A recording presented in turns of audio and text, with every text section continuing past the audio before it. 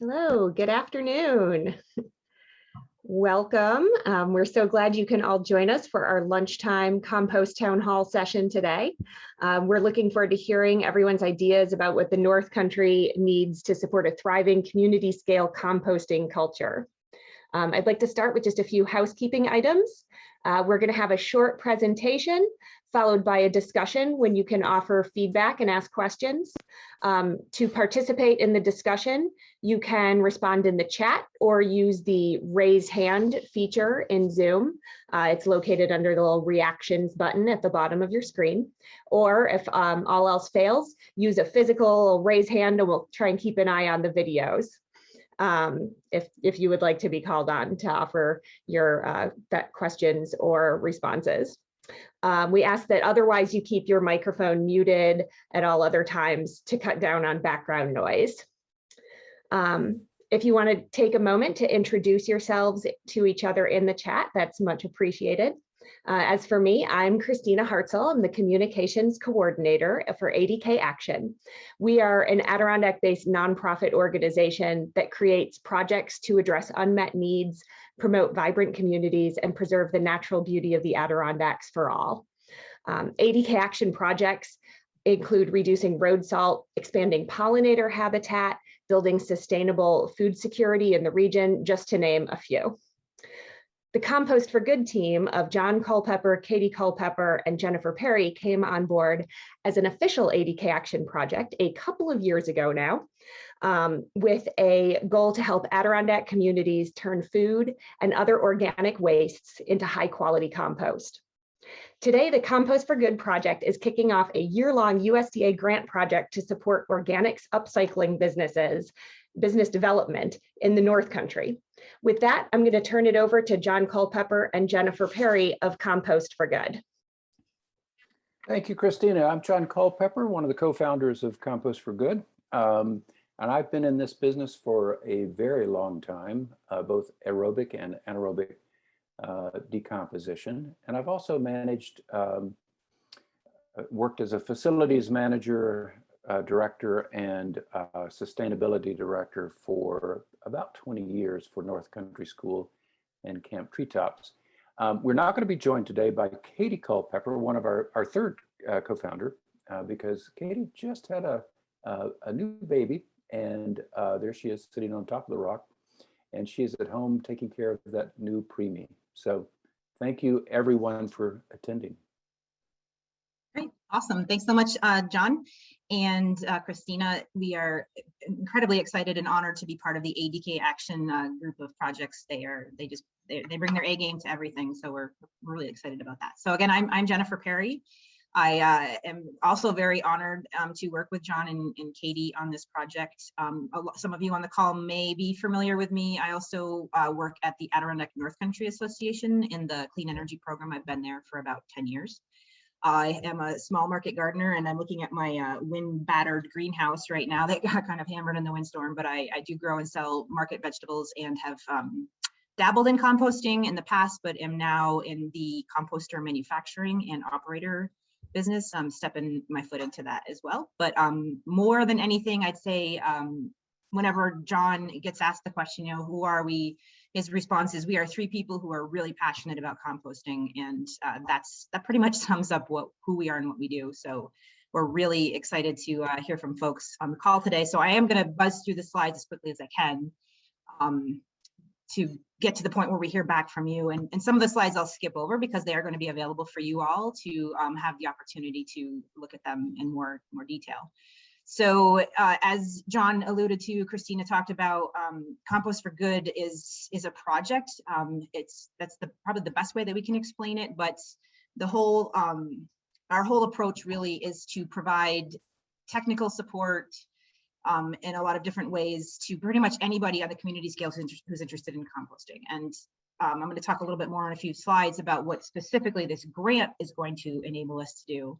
But historically, specifically, we're on the phone. I'd say John Culpepper specifically is on the phone. He's emailing people. He gets calls and emails on a daily basis from around the world. We have some people from Belize, people in Mexico, who contact us on a regular basis to learn more and that we try to provide assistance to. A lot of a lot of what we do. It is not the only thing that we do, but if you Google drum composters, you're going to probably see our composter that shows up. And I'm going to explain in a few minutes too how that came to be, what that's all about. We are also in the advocacy world, but not wholeheartedly, but we definitely are supporting legislations that are either in existence or in the development phase, both directly and indirectly. Some non-traditional uses of organics that we are approaching are human urine, which if you ever want to ask John about that one, he will spend a lot of time talking to you about it. So the composting of human urine is being moved forward. Slaughterhouse offal, which are the byproducts of slaughters, and human remains. That one always brings up a lot of raised eyebrows, but that is a thing. It is legal in the state of Washington, the state of Colorado, and possibly soon to be legal in New York State. We also offer our services in a paid setting if it goes beyond what our grants allow us to do. So here's a timeline. Again, I'm not going to go through all of this because it's there for the slides for you to look at later, but we have received a number of grants in the past from a wide variety of partners who have allowed us to do what we have been doing for the past several years. And we're just really, really excited to be launching into this next realm with the USDA.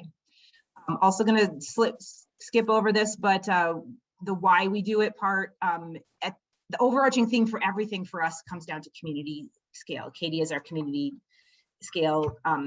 She's always saying, you know, anytime we bring up something, she's like, it's about the community. And we really embrace that wholly.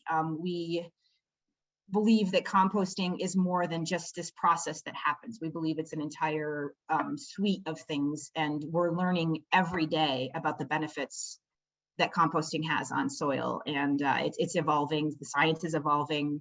Here are some examples that you might be familiar with, and some of the other things that you might not be familiar with in terms of the benefits of compost. I am going to pause there briefly because I know, John, this is one of your big passions. So feel free to jump in if you want to add to anything I've said at any point. Yeah, we hear so much about carbon sequestration, and I just want to emphasize the notion that under good land management practices and with the addition of compost or compost extracts, under the right conditions, soils can become a carbon sink instead of a carbon emitter. And that's huge because if you think about it, the amount of soils that are actively worked around the world are gigantic. The number of hectares or acres are just enormous. And so we have the capability of actually pulling carbon out of the atmosphere and sequestering that carbon in the soil for a very long time. And so I think we'll hear more and more about that in the years to come. Absolutely, yeah, and that's emerging as every day that goes on. So very exciting opportunity. So the meat of why we're meeting today, that's just a little bit of a history, some context about Compost for Good, who we are and what we do, what we've been doing. But we were same story, very fortunate to have received a rural business development grant from the USDA.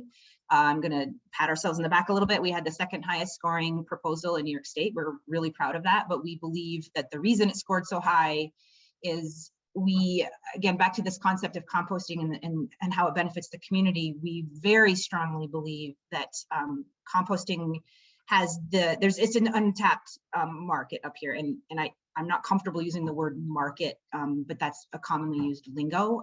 For me, when I think of the word market and business, I'm thinking about what services can people provide that benefit their community.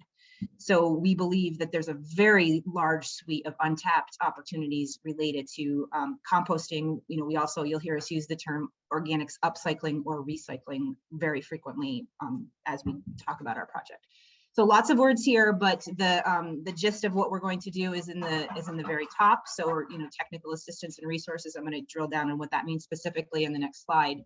But some of you may know, some of you may not know, but in January, the state of New York is rolling out a pretty ambitious law that will require certain entities to bring their food scraps to either to a donation location, to a farm where the animals will be eating it, to a composting facility, etc. So there's a lot that's coming down the pipe with that. So we are hoping, our plan to roll out this grant was in alignment with the rollout of that law, because we feel like it's going to pose a lot of opportunities as well. And I included the words diverse, distributed, and community scale, because that's also really important from our mission perspective, that we really envision a lot of tendrils to one organism instead of one big overarching entity of any sorts. So lots of these are, when we drafted our application, and this is what we're going to be seeking help from you all for, is to see who we might have missed. And I apologize, but there's a bar kind of over the almost top of my slide, so I am missing some things, but clearly everyone on this call can read. So haulers, generators, software developers, we are engaged with an individual who is winning awards and grants all over the place for some of the software programming that he's developing. Manufacturers, so again, my partner and I, we have recently constructed a high flow drum composter, which we're really excited about, but it could be anything. It could be, there's a need for customized composting equipment. We really want to see something that will grind food scraps up before they get to the composting process. So lots of opportunity in terms of manufacturing, retailers, compost facilities, if it's an entity like Blue Line Compost who's just diving in to start composting. Landscapers who are, we know one, he imports his compost from Vermont. We've heard of compost from Vermont going to California. We want to stop that. State contractors and the other with the question, as we get to the question and answer, really want to hear from you all. John, I'm going to, Tim, you're going to jump in, but is there anything you want to add before I? Yeah, let me jump in real quickly. We don't actually want to stop the export of compost out of Vermont, but we want to create opportunities in New York State whereby people don't have to go out of the state to acquire their compost. And the last slide, most of that relates to community scale, which is somewhere between the backyard composter and commercial scale composting. As many of you know, there's a lot of equipment out there for large scale composting, but not a lot of good equipment, affordable equipment to process feedstock on the front end, or to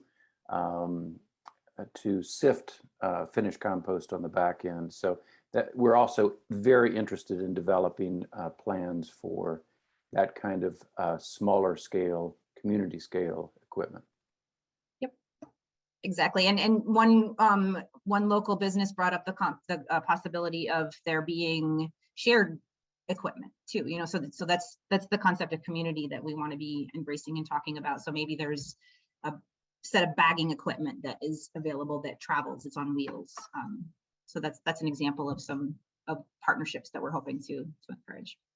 So again, so this is a USDA Rural Business Development Grant. So we are going to take what we've been doing for the past several years, largely uncompensated because we love it so much, that we're going to be taking our same set of resources that we've developed, which include case studies and videos, calculators, lots of guidance documents, other things that I'll explain in a few minutes, and apply that to support emerging, existing, and non-existent businesses. So somebody who hasn't even thought about it, but they're like, oh, you know, I could really wrap my passion around this. So one of the most common things that we do, like I said before, is we provide this one-on-one technical assistance by phone call, by site visit. Come on over and check out this composter. We have, I can't tell you how many farms we've stood at and had face-to-face meetings. And, you know, again, John Culpepper, just constant. He's amazing. If you engage with him, you'll get your money's worth in terms of feedback. We will, for this grant, be creating a whole, we'll be taking the materials that we've already drafted, and we'll be expanding them and making them more relevant to business development. And that's where we're hoping also to get your feedback on. What do you think would be helpful? So that might include some business plan templates. It could mean more developed case studies that are specifically about businesses, especially businesses in the North Country. And the next part, we're going to explain what we mean by in-vessel composting a little bit more specifically with some pictures. But this whole enterprise started in 2015 when John Culpepper said, hey, I've got this idea. I think I can really cheaply, affordably, build a high flow drum composter. So by high flow, it's his was 4 feet by 20 feet long, that automatically, when he pushes a button, it rotates one cycle per day, and has all kinds of benefits to the composting process. And we were able to fund one as a pilot, and then to fund 3 additional drum composters, and it performs beautifully, and it is affordable in the relative terms. So we, as part of that process, we created a design document that is free and available to anybody that wants to see it. We are constantly updating it. So if you're interested in that, please reach out to us. We'll happily share it with you and provide some technical assistance. We also have an operating manual that goes with that. So we're going to be updating the design and the operating. This grant specifically, where we're really fortunate, the USDA agreed to fund the manufacture of 1 drum composter. We, as also part of this process, we're going to take the design part. So we'll have this design is well on the way to completion. And John, maybe in a couple seconds, you can talk a little bit more about that. And that design will then parlay into someone that we select as a manufacturer of the drum composter.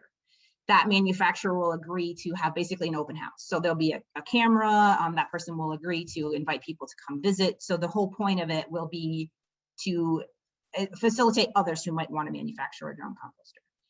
Once it's done and complete, then we're going to also select a site, a demonstration site where that composter will go. So that's just, all of that is really exciting. So there will be another drum composter in the North Country operating. The site host will agree to also, same thing, it will be educational. They'll agree to having people come on. They'll agree to saying, hey, you know, we have this little experiment. We'd like you to try this. How are your temperatures? Those types of things. So this is the general gist of our project. It's a year long. And John, I'll put it back to you to see if you want to elaborate. Yeah, the drum composter that Jen mentioned, there are a number in operation around the Northeast and other places. The idea is to provide a sort of a baseline that people then can take and modify to suit their needs. We're currently working on a design that I am hoping will be much easier to manufacture and more importantly, much easier to assemble in the field. That top left image is the second iteration of our original design, but you can probably see it requires quite a bit of welding. What we want to do is take the welding component out, create a bolt together unit, and something that can be manufactured by people in the North Country and other places, and then the component parts shipped around wherever people are interested. And either the drum is not affordable to ship, but probably locally source the drum, and all the rest of the components can be manufactured and assembled fairly easily. That's our goal. Perfect. And I'll just speak briefly. The white tube on the bottom where I'm high-fiving John Culpepper, that is definitely, there's a lot of welding in that one. That's one that my partner and I amended off an existing design that we were looking at. It is a steel drum that we had welded by somebody else, but the rest of it we manufactured pretty much all of it ourselves. We're really excited about it. That is a 5 foot by 20 foot, and it rotates. We're finding we have to probably do 2 spins per day because of the volume. And at this point in time, we're processing 2 tons of food waste a week, and then probably another 1.5 to 2 tons of sawdust on top of that as a carbon material.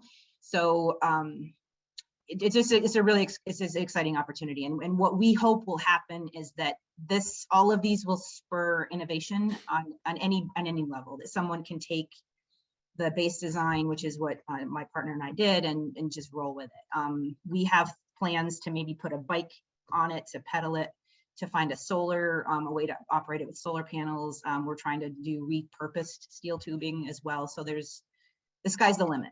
But it can all be based off the base design, which is infinitely exciting. I think I missed one slide, but I pretty much talked about this before in terms of what we will be offering. yeah, so I've covered all of those types of things. And just a couple more things on the in-vessel design. We're really taking a bit of a dive into the impacts of the potential positive impacts of composting on non-point source water runoff. So for all kinds of reasons, we do believe that composting can play a role in radically improving water quality. And the beauty of the drum composter is it's a controlled environment. So when, ours is actually inside, John's is inside. They don't have to be, but they perform better when they are. So, but if they were outside, their runoff from the water, you're controlling the environment, and you're drastically shortening the retention time and the processing time to become compost. This unit, also John's unit, can be sited in a 40-foot shipping container, which 3 of them are in the North Country. So Yes. yeah, it's pretty fun project. So, and we try not to get distracted by the drum composter and realize we're about more than that, but it's just so much fun that it's really hard sometimes. Great. So this is, again, just in here for reference, but so all on the call are aware. Again, back to the advocacy piece, we are constantly tracking through our partners and through ourselves all of the legislations that are passing through.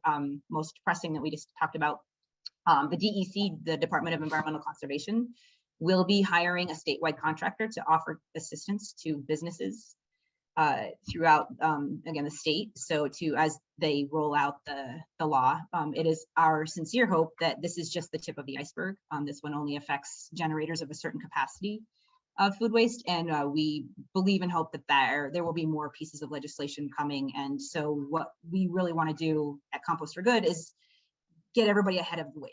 And so that it's not like all of a sudden this thing is in our laps, and maybe it's on the residential scale, the DEC isn't saying that, but maybe that's happening. And if it's just there and nobody's ready for it, we want to help people be prepared for that. And the people also being folks who are already interested in this, who are ready with their business plans and ready to just roll when this ramps up.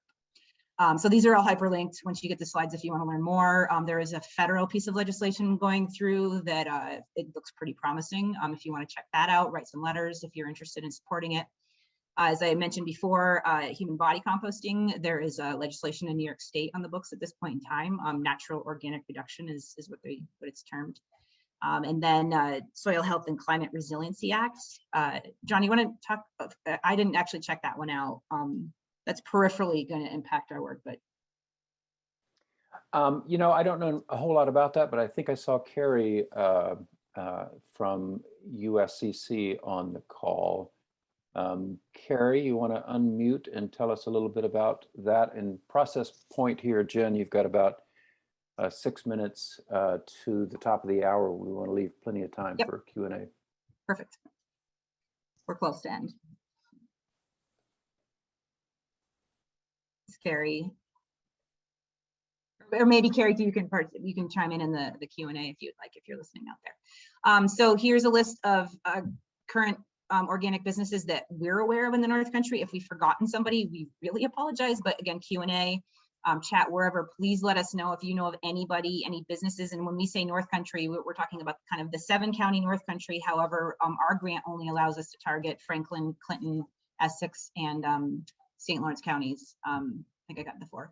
So Blue Line Compost, which they are a hauler and they do composting. Little Farmhouse Flowers just purchased their own drum composter, so they're also doing collection and composting. The workshop in Veville is the business that my partner and I have. We do hope to build and sell composters in the future. Casella is going to be participating either today or this evening. Lots of really exciting stuff going on with them. Placid Earth is a student-run business in Lake Placid. They also have a drum composter. Our friend Greg LeClaire, who helped manufacture the drum composter that we showed you before, and many, many, many farms that we've spoken with who are wanting to integrate composting into their business. This is in here because Blue Line will be doing a brief talk about their business this evening. They're going to be present, but once you check out the slides, feel free to check them out. They really just dove in when things maybe weren't quite as developed as they are now, and kudos to them for taking a lot of chances, and they're rocking it. They're really doing some amazing work, so feel free to check them out. Okay, so unless John, you have something else to add, this is the part where we would love to hear from you. We have drafted for folks who are maybe want some time to think or process any of the questions. We have a survey that you'll be sent as soon as the presentation is over, but it is also linked in the slides. Obviously, if you can't get that, Christina, you're going to put it in the chat too, you said, right? Awesome. So, but these are the general bits of information that we're trying to get from you. We don't need to do this in any order, and it doesn't even have to be these questions. But we really would like to hear, are we off base? What are we missing? What do you think we can do to support businesses, or anything else related to composting in general? Feel free to unmute yourself. If you're super shy, throw it in the chat. That's fine too. And yeah. Jen, I will jump in here. The slide that you had where you had a number of initiatives, those are all relatively new initiatives, and Compost for Good had a lot to do with all of those initiatives. The goal of this grant and the other work that we are doing is to dramatically increase the number of initiatives, both in the North Country and beyond. And so hopefully within a year or two, we'll have many, many more examples of people who are marketing compost, who are mixing compost, producing compost throughout upstate New York. So for me, that's what it's about. As folks are mulling these questions, we have a couple in the chat that came up during the slides that I'll toss out to you, Jen and John. One was just asking, have the 3 units that were awarded previously all up and running and producing finished compost? I'll take that one, Jen. We have three that were, so the ones in the North Country, at North Country School Camp Treetops, that's one. The Wild Center, that's a second one. The Shippen Youth Center, that's a third one in concert with the Lake Placid High School. And then Herman DeKalb Central School. And we also have one of our composter designs in New Jersey. And as Jen mentioned, we've got others coming online in the Netherlands, in California, in Mexico, and hopefully soon in Guatemala. And then another interesting question, and I actually have no idea about any of this, so I'm pretty excited to know what your thoughts are, because this is the first I've heard of it, is what are your opinions on biogas generation opportunities? And for me, could you define biogas generation? I'm also happy to take that one on. Biogas is generated through a different process, an anaerobic process, and some of the largest initiatives in the US are right now those kinds of digesters that the decomposition happens in the absence of oxygen, creates methane gas, which is burned primarily to produce electricity. Our sense at Compost for Good is all kinds of organic reduction are good. Some are more beneficial to their communities than others. And we are all about the initiatives that are most beneficial to those who are providing the feedstock. But biogas generation is a big thing in the United States and around the world. But we don't have our hands deeply in anaerobic decomposition at this point, and probably won't. And I will add, having been a part of a project that tried to, it was very heavily subsidized to try to do a solely food waste powered biodigester. At that point in time, it was very challenging to make the numbers pan out. There's a lot of movement toward using digesters who are doing processing manure, and whether it's at a treatment plant or it's like at a farm that also accepts food scraps. I've heard really good stories there. Something that processes just food scraps. It is my understanding that that's an evolving technology. But yeah, ditto to what John said. But that's above what we, or not above, but separate from what we are focused on at this point in our life. So we have another question in the chat from Barbara, who's outside the geographic scope of this grant, but noted that she could benefit from some of the materials that Compost for Good has, and wanted to know if the tools or information are going to expand much beyond the in-vessel composting. Hi, Barbara. Thanks for that question. Nice to have you on the call. Yes, all of whatever comes out of this grant and the other work that we do is all publicly available. The new composter design will be on our website. And hopefully what we're doing here in the 4-county upstate New York region is the first of many projects that we will launch in the future. And so we are really hopeful that the work that we do here will be expanded to other parts of New York State and beyond. But all of what we learn, all of what we create, all of our intellectual property is free and available to anyone. We like to say that we've created one of the worst business models on the planet. We create it and give it away. Great. Thank you very much. Oh, Barbara, did you have any follow-up on that? No, I look forward to exploring the information when it's posted to see how much we can beg, borrow, and steal. If I can ask you a question, Barbara, what kinds of resources would you be looking for that you would find to be helpful?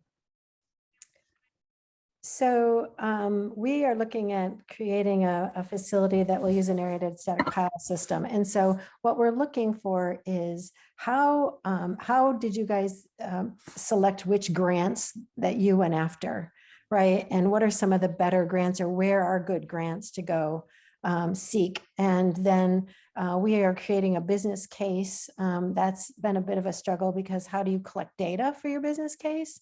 Right, when you're not really composters, you're just citizens wanting to do a good thing. We're struggling a bit with that still. We're going to wing it, but it'd be nice if there were some tools or things that would help us with a business model. Things like that would be, and also even marketing. How do you guys market once you create a capability? What kind of literature are you using to educate your citizenry on compost and things like that? These are great questions. Jen, you probably want to take most of those. Christina, is this the time where we open up and see everybody's image who wants to be seen by video? Yeah, if anyone wants to be seen by video, feel free to turn your video on. We also have a few more questions in the chat to get to as well. Oh, great. But to answer Barbara's questions, grant-related questions, Jen, will you want to take that? Yeah, absolutely. And we have a resource on the ADK Action website, because this is something that we committed to do in the grant. We just are wrapping up with the Pollution Prevention Institute.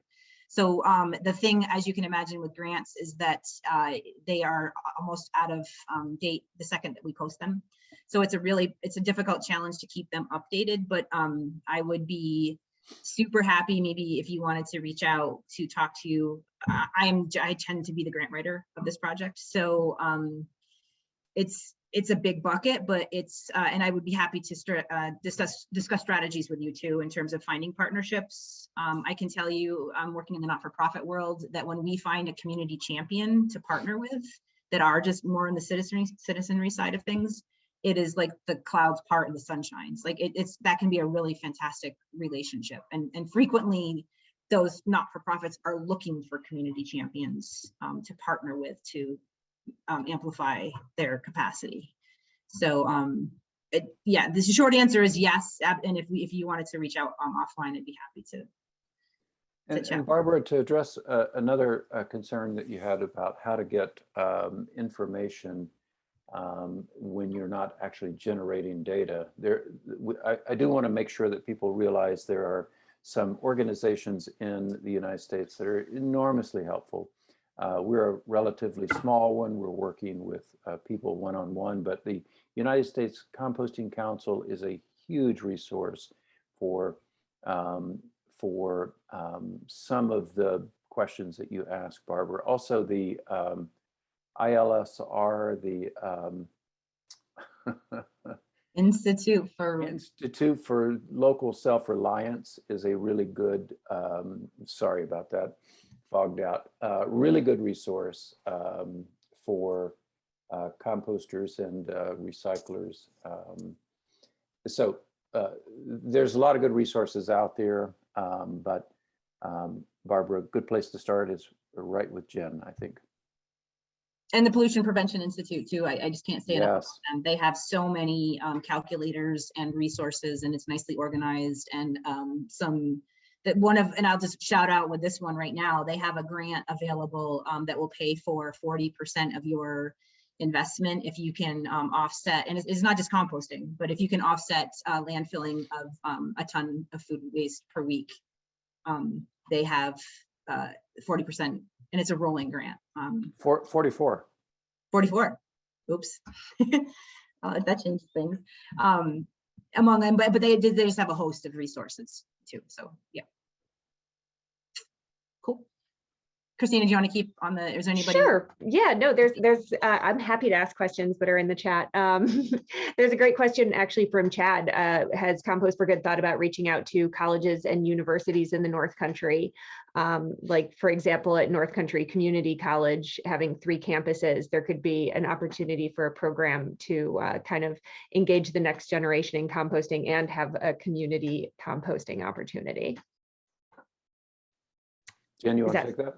Sure, I can go for that. So I will say that we have a partnership with Clarkson University, not on the level that you're talking about at this point in time, but they have a similar project that they're working on. So we're working very closely with Clarkson. We have engaged with all of the, there's 10 higher education institutes and the institutions in the North Country, the 7-county North Country.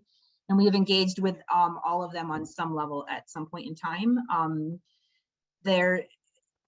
So but that's an underdeveloped relationship. I will absolutely say that's something that we feel the sweet, again, now we're getting into, we always end up tipping back to the drum composter, but the sweet spot for the drum composter is somebody who generates food waste on site, because you're eliminating all of the hauling and all of, you've got the workforce right there. So we, that, to sum up is that it's something that we have explored and have several conversations in the past, but want to dive in much more deeply in the future. But this grant, as well as it's targeting business development, but in terms of our scope in general, or if there were to be somebody manufacturing drum composters to sell to a university or lease, that would be an ideal relationship there. But. Yeah, and I'll add to that, Chad. Thanks for that question.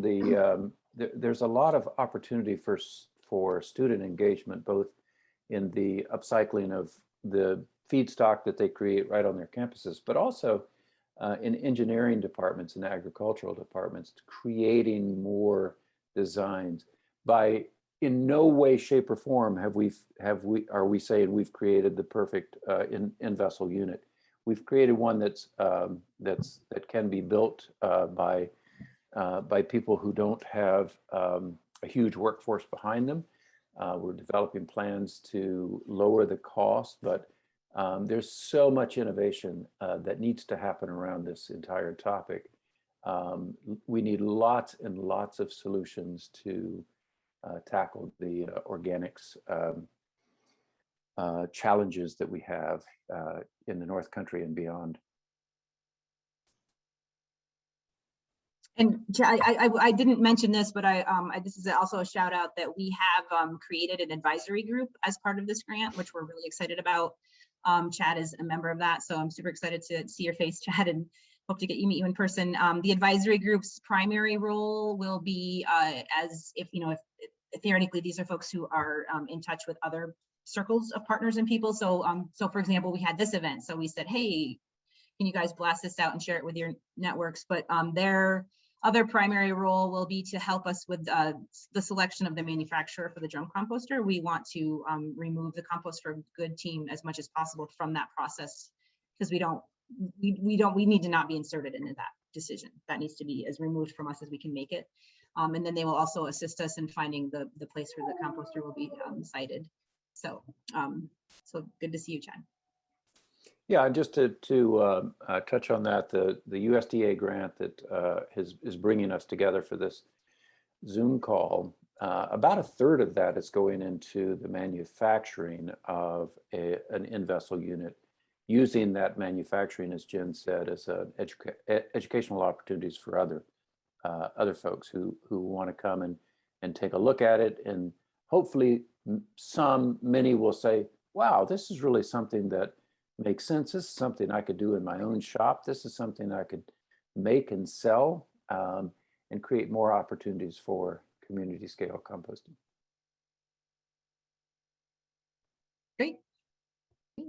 There's a question, is there a role for Compost for Good to help farms navigate the process of DEC classifications to accept food scraps?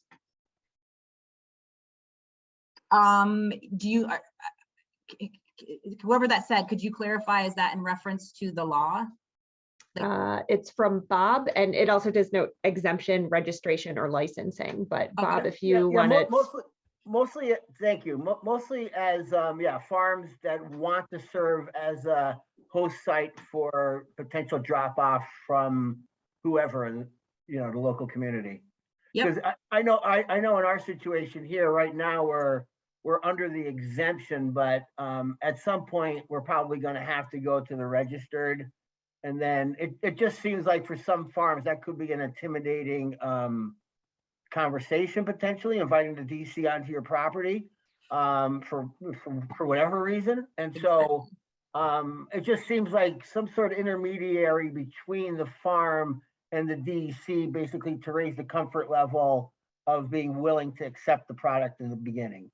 Yeah, that's great. And for folks on the call, so what Bob, who's also on our advisory committee, so good to see you, that there are layers of involvement that you're required to report to the DEC if you are a composter, based on the amount of organics that you're processing.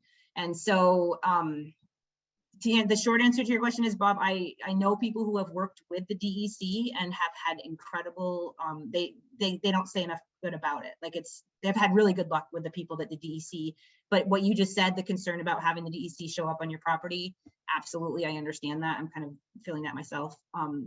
But so that's not something we have typically done, but it's hearing you say that, and knowing that the food scraps law is coming, and also understanding that there will be something provided by the DEC by way of a contractor to provide that support, so it's that person will be one step removed. But that is something that I think we should explore and definitely be prepared to offer a lot more handholding toward. Yeah, and Bob, we've worked with a lot of people at the DEC, and as Jen says, they really are doing great work there. At the very least, when we are in conversations with folks, if that concern comes up, it would be great if we could put them directly in touch with a person who can at the DEC who can answer very specific questions. Yeah. So Christine Ellsworth from the DEC shares that there in the chat, there's an email address to walk through the regulation process. Sorry. So it's organic recycling at dec.newyork.gov. Cool. Thanks, Christine. Yeah, thank you, Who's Christine. also on our advisory group. She's awesome. So, and I will add to another thing that I'm benefiting from is a peer-to-peer. So one thing that we could do is we could say, okay, Bob, you're wanting to go through you want to get registered. We have this farmer who just went through the process, and the one organization that I'm talking to that they have already gone through the process, that I'm finding that peer-to-peer connection to be incredibly helpful. That would be great. Yeah. I think that's really where it's at, because then there's an immediate comfort level, and you're talking to colleagues, and you're not talking to the man. No offense, DC, but thank you. Yeah, and there's a real need, Bob, for enlarging the small community that we have helped formed in New York State. Peer-to-peer, people just being able to share their experiences. There's a lot of expertise out there, and there's a lot of passion out there. and but there are sometimes it's difficult to get people together in a forum that makes sense for them, and so we're trying to do that through our website, through Facebook. Not everybody is into Facebook, so we're looking for other forums to branch out and to augment that peer-to-peer sharing about all kinds of things around organics recycling. There are also a number of agricultural groups too that you could look towards. There's, you know, like the Cornell Co-op has groups kind of throughout, and I know throughout those North countries too. So that could be a group to reach out to partner with as well. Or could you elaborate, Cornell Co-op? Cornell Co-op. Yeah, so they have, I've been to a couple, but I want to say they do it monthly. Maybe they're not doing it now with COVID. They have monthly meetings where they get a group of farmers together, whoever is interested in kind of on their mailing list, and just have a quick meeting, farmer to farmer, discussing things. I'm with Casella, and Casella has sponsored those a couple of times because we do work closely with a lot of farmers in this district. And so I can find that info for you. Again, I think they might have stopped doing them in person due to COVID, at least over the winter time, but I'm happy to forward the info that I have. Great, Thank you, Kelly. Yeah, that's fantastic. I actually have a question to put out, but were there more questions in the chat, Christina, or anybody else that's raising a hand? It looks like we're currently caught up unless I missed a hand raised, but it looks like we're caught up. So a question I have, and maybe back to Bob, is one, we did create a Facebook discussion. Well, it was a Facebook page, but geared toward discussion. We called it the operator discussion group.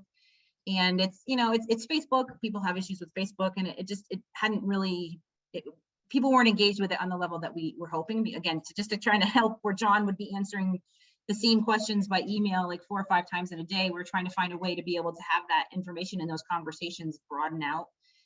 Would people engage if there were to be a not Facebook web platform that were to be discussion based, where folks could, you know, if you had a question or an issue or a concern where you know at any point in time you could just hop on and ask your question or read what other people were talking about? Is that something that folks would use or find helpful?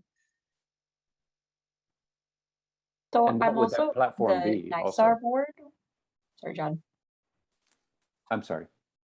I'm also on the NYSAR board, which is the New York State Association for Reduction, Reuse, and Recycling. I know you're familiar with it, John. We've heard it from you a couple of times. But we use Google Groups, which is a really great discussion-based platform where we get great interaction with members. Anybody can go on that's a member, post a topic.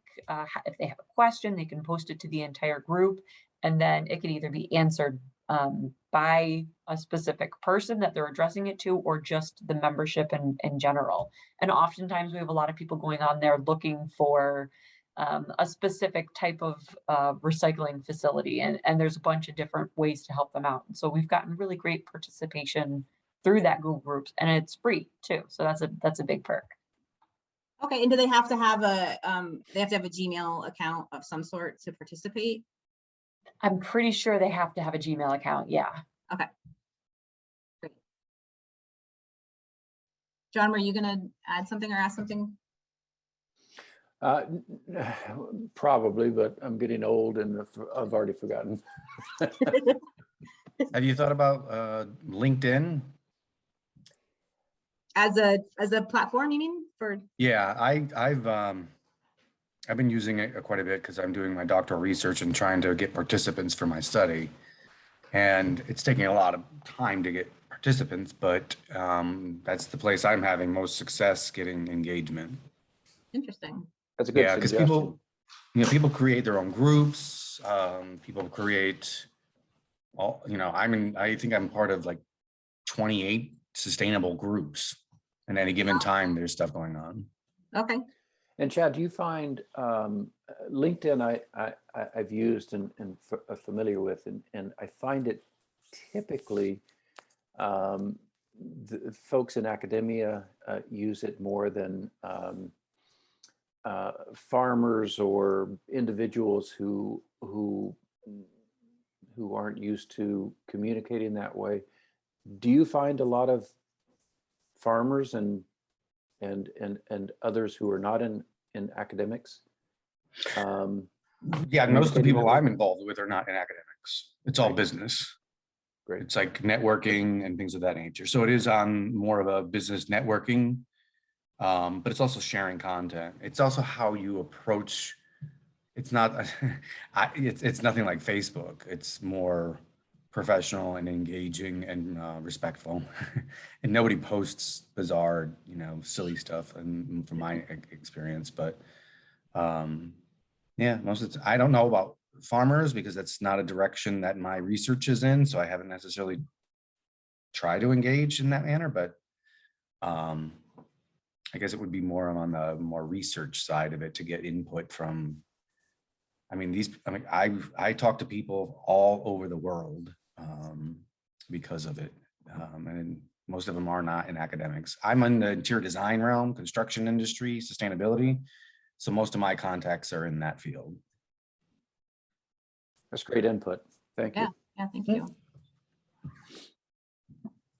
I have more questions too. And Christine, I guess I'll have you interrupt if there's any questions or comments from the group. But one, this number two in our question list of questions is, I think, what we're most interested in hearing about at this point, with Katie and I both dabbling into the operator and hauling side. We've had personal experience at this point in pretty much many of the aspects of composting and organic upcycling. But I remain really curious to hear what barriers and hurdles might be out there. So Bob, you sharing, one possible issue could be, what do you do with the DEC? Are you permitted? Are you registered? How do you do it? That I could see that as being a challenge and something that we certainly could address. Another challenge issue I'll share that I am facing personally is in terms of feedstock sourcing. The big box stores are contracting. I don't even know where the stuff goes, but it's not anywhere around here. So some really big truck shows up and it takes it away to New Jersey, or they're sending their feedstock to local farmers, local livestock farmers, which, great, it's not going into a landfill. So one challenge in my neck of the woods that I actually surprisingly am facing is feedstock, which I wasn't expecting. Another challenge is just hauling. It's can be on the residential scale. We have, a business who's doing a bucket swap, which is working really well. But hauling is difficult. I personally am manhandling 300-pound, 50-gallon totes up a ramp into a trailer right now. So those are my thoughts. I'd love to hear from folks on the call, other challenges or hurdles, or even some creative solutions that they're seeing out there that you think we could take a peek at.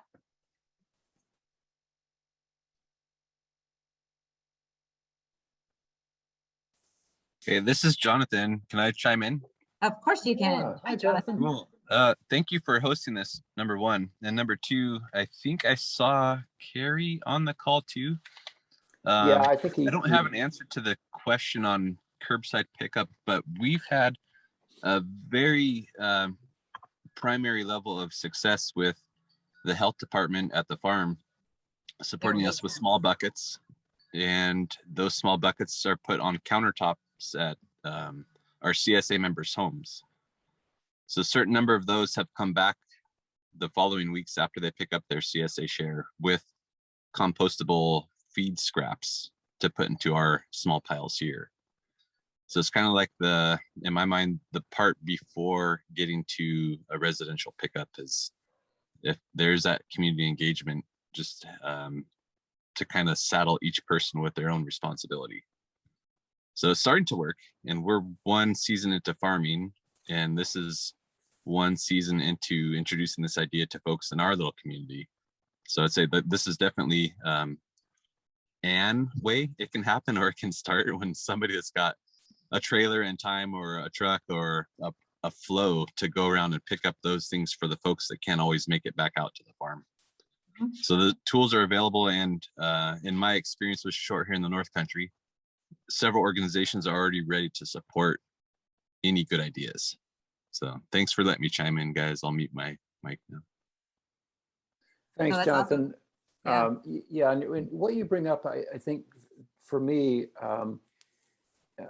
I've been in this space for so long, sometimes it's hard for me to imagine the initial questions people might have who are just getting started in this. And it's so important to lower those barriers and to have that information out there. Like, what sort of container do I put on my countertop? How does it need to be standardized? Is it plastic? Is it stainless steel? Then what sort of container then does a business offer for curbside pickup? All of those things are important. And I can tell you from experience that there are as many solutions out there as there are questions. There's a lot of innovation around hauling, around composting. But for people just getting started, it can be a little daunting to figure out how do you get from point A to point B to point C all the way to finished compost. Yeah, and just a shout out to so Jonathan with White Rainbow Farm, who is absolutely amazing, but also a huge shout out to the Clinton County Department of Health, who has been an incredible resource to anybody in Clinton County trying to pursue composting. There's just not enough words for me to say how great they've been. And so this is an example of how an organization can have a really big impact. They got a grant to support composting in Clinton County, and yeah, just can't say enough great things about them. So Christina, any more questions? I see the chat numbers increasing, so I wasn't sure if there's something else that popped in. Well, Christine shared a cool resource that about the New York State Organic Summit that is scheduled for April 5th through 6th and is going to have both online and in-person opportunities, and shared a link there. And then it looks like we're otherwise just about caught up. Bob shared another link also that you might want to take a look at. Pedal People Compost Service looks like an interesting model. And we can put together anything that everyone has shared in the chat, and we'll send it out in the email post event, because it's great that everyone's sharing so many resources. And I was also just going to drop a link in the chat to the survey that's linked in here to gather more feedback, because I was so caught up that I realized we are just about at time. So if anyone has if you have any final thoughts, or if you want to ask for any more questions, now's the chance. His hand up. Oh, yeah. Well, yeah, let me just say thank you for organizing this and putting this all together. This is truly important work. It's something that I've been working on for over 3 decades. And you mentioned seeing compost in California. In 1991, I was part of a group called the Boulder County Compost Task Force in Boulder County, Colorado, where Boulder being Boulder was way ahead of the curve, but they still haven't fulfilled their own compost needs, because when I was just in Boulder 2 years ago, I went to visit a farm and they had 15 totes from Vermont Compost sitting next to their hoop house. Isn't that interesting? Coming from Canton and going back to Colorado and seeing those same totes that I use over there, it blew my mind. 2,000 miles, right? 2 yard slings of compost. Yeah, good for Vermont. How they can afford that is beyond me. But what it tells me is Boulder County's not even producing enough of what they need. So I think we need to be realistic about the volume of use and what we'll eventually be able to produce. One other group I think that I didn't see on your list that we've recognized here in Canton, I'm on the town board, but the village of Canton, we have a shared sustainability committee, and we've had now for the past 2 years a voluntary food scrap drop-off point in the village. And everything up to the pickup point has we've worked out the bugs, but where the municipality has had trouble and continues to have trouble is educating a Department of Public Works or even a facilities operation on a university campus to take this issue seriously, that it is part of their job, as much as snow removal or raking leaves. And I think that, most people think of food scraps as compost and really don't know, really what compost actually should be. And so I think municipalities, there's just so much need for education. Anyway, a plug for education across the board. Thank you. Good Girls are comments. Thank you, great. Bob. Yeah, we really look forward to working with you, Bob. I'm excited. And it also came to my attention that we accidentally have the survey set to organization account only on the back end. So Jen, if I'll you take care want of to, thanks. And we'll also send that out afterwards, but we'll toggle that off. Those darn automatic settings. Yeah. sorry about that. I'm also going to drop a link in the chat to the slides that we have here in PDF form, so you have all of those links and resources right away. Beautiful. So the adkaction.org lengthy content link is the PDF. I want to say thank you to everyone for taking the time and sharing your passions and questions with us. We really appreciate it. Absolutely. Great. Thank Reach out you all anytime. very much. Have a great rest of your day, everyone. You too.